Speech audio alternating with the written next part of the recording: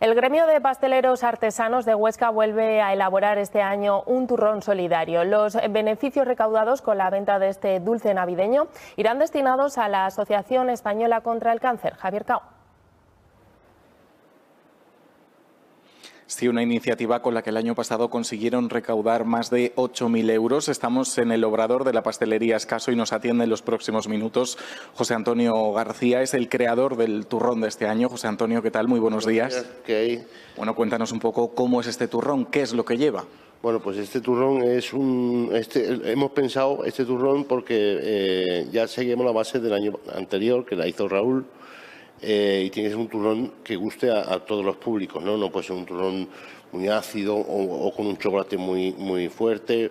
Entonces es un turrón de almendra, es un praliné de almendra, donde hemos hecho con un poco de chocolate blanco y hemos hecho como una especie de galleta con un crujiente, con avellana tostada, azúcar moreno, mantequilla y barquillo. Entonces es se reconoce muy bien, es muy bueno, el crujiente se aprecia enseguida y bueno, y con eso hemos conseguido que le guste a todo el mundo, claro.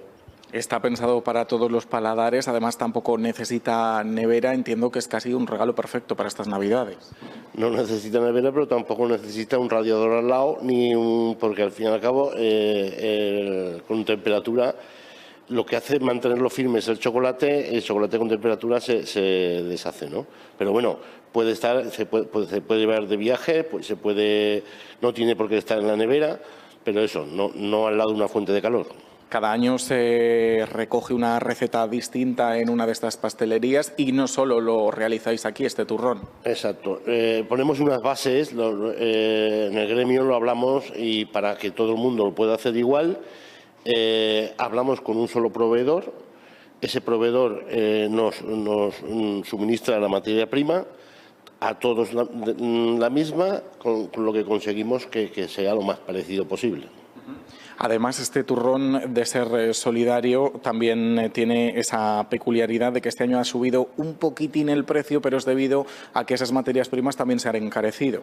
Sí, bueno, el cacao, hay una escasez de cacao, no sé si provocada pero bueno, ha subido un 50%.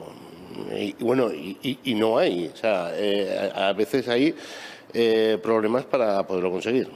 José Antonio García, maestro pastelero de Ascaso, gracias por abrirnos las puertas de este obrador y atender hoy a Buenos Días Aragón.